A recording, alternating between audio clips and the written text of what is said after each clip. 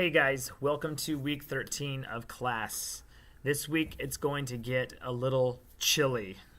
Sorry, being a little punny this morning. This week we're going to be taking a look at the Cold War.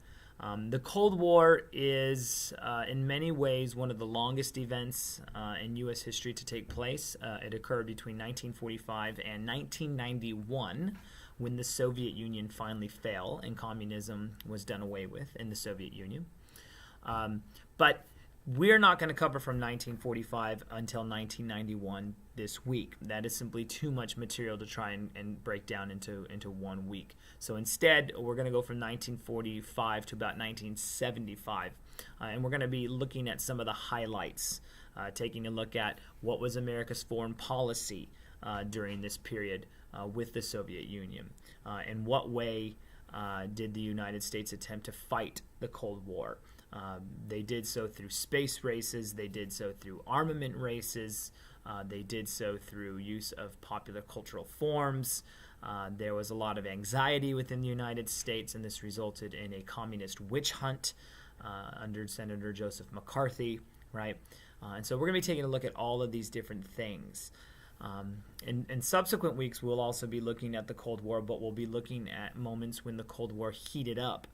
Although the United States never went to war directly with the Soviet Union, the threat of nuclear warfare was always ever present, which we will see through the Cuban Missile Crisis.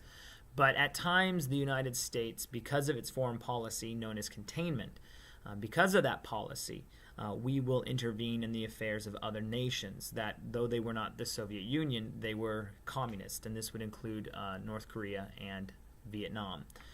And later on, we'll be looking specifically at Vietnam. We'll touch briefly on Korea this week as well. So the Cold War at times did heat up, but luckily for the world, I think, the United States and the Soviet Union never actually went to war with one another, which would have resulted in nuclear holocaust. Okay, so that's what we're going to be doing this week. We've got the lecture to listen to, some videos to watch, and of course the discussion board, so make sure you're working on that. And then the only other thing that you need to be concerning yourself with, of course, is your final paper. Now, as I mentioned before in an announcement, just think of this paper kind of like a research project where you have selected a topic, and I'm basically asking you to use forms of popular culture as some of your sources. So in addition to books and journals and websites, you're also going to be using things like music and television and newspapers or books, or and by books I mean like popular forms of literature, such as Jack Kerouac's On the Road or something.